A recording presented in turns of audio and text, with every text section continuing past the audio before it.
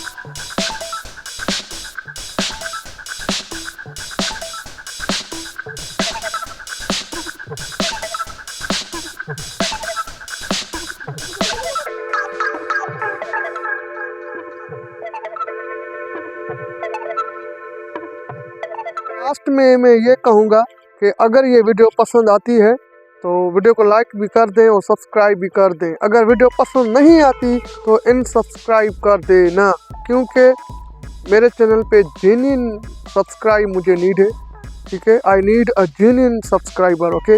तो मिलते हैं नेक्स्ट वीडियो में। ऐसी वीडियोस में अपने चैनल पे लाता हूँ, तो मुझे दुआ में याद रखना। पाकिस्तान जिंदाबाद। Thanks for watching. Good bye.